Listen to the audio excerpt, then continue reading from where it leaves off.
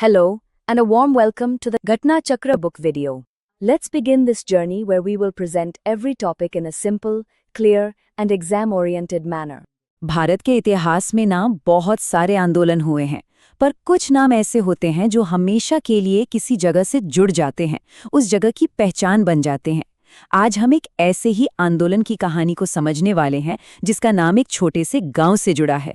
तो मन में पहला सवाल यही आता है ना, कि आखिर इतने बड़े आंदोलन का नाम सिर्फ एक गांव के नाम पर क्यों पड़ा? इसी सवाल में इस पूरे आंदोलन की कहानी छिपी हुई है। चलिए इसी को समझते हैं। तो सबसे पहले इस नाम की गुत्थी को ही सुलझाते हैं। देखते हैं कि ये आंदोलन और ये जगह ये एक दूसरे से आखिर जुड़े कैसे। देखिए, इस आंदोलन का नाम आया है पश्चिम बंगाल के दार्जिलिंग जिले के एक गांव नक्सलबाड़ी से। सारी कहानी की शुरुआत जो चिंगारी भड़की थी वो यहीं से भड़की थी, और बस इसीलिए इसे नक्सलबाड़ी आंदोलन कहा जाने लगा। अच्छा, जगह का तो पता चल गया, पर ये तो आधी ही कहानी हुई। असली सवाल तो ये है कि भाई इस आंदोलन की जरूरत ही क्यों पड़ी? इसके लिए ना हमें उस वक्त के समाज को, वहां के सिस्टम को समझना पड़ेगा। इस पूरे संघर्ष की जड़ थी सामंतवादी व्यवस्था। अब ये क्या है? बहुत सिंपल शब्दों में कहें तो सारी की सारी जमीन का मालिकाना हक कुछ गिने चुने पावरफुल जमींदारों के हाथ में था, और किसान जो असल में उस जमीन पर दिन रात मेहनत करते थे उनके पास कुछ भी नहीं था। और बस इसी नाइंसाफी ने एक बहुत बड़े और लंबे चलने वाले संघर्ष की नींव रखी। तो मतलब यहाँ दो अलग अलग दुनियाएं थीं जो आपस में टकरा रही थीं। एक तरफ थे जमींदार जिनके पास जमीन थी, ताकत थी, और दूसरी तरफ थे काश्तकार जो उन्हीं की जमीन पर अपना खून पसीना बहा रहे थे, लेकिन बदले में उन्हें सिर्फ शोषण मिल रहा था। ये एक ऐसी गहरी खाई थी जिसे भरना बहुत मुश्किल था। और हाँ, ये कोई एक दो दिन का गुस्सा नहीं था जो फूट पड़ा।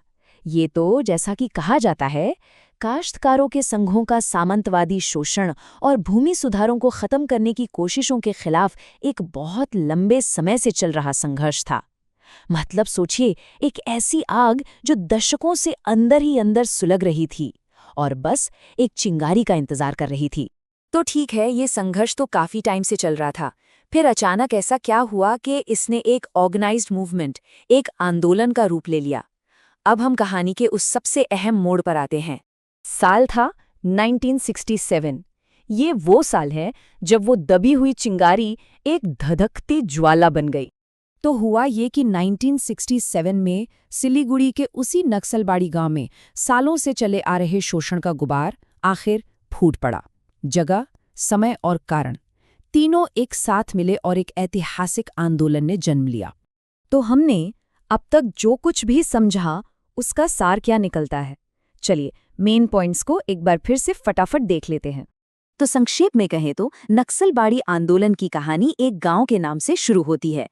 1967 में एक ऐतिहासिक मोड़ लेती है, और इसकी जड़ें उस सामंतवादी व्यवस्था के खिलाफ संघर्ष में थीं, जहां जमींदारों का शोषण काश्तकारों के लिए बर्दाश्त से बाहर हो चुका था। यही इस पूरे आंदोलन का बेस है। और ये सब हमें एक बहुत बड़े सवाल पर लाकर खड़ा कर देता है कि किसी भी सिस्टम के खिलाफ संघर्ष करना कब मजबूरी बन जाता है, कब वो अनिवार्य हो जाता है। ये एक ऐसा सवाल है जो इतिहास में बार बार उठता है और शायद आज भी उतना ही जरूरी है।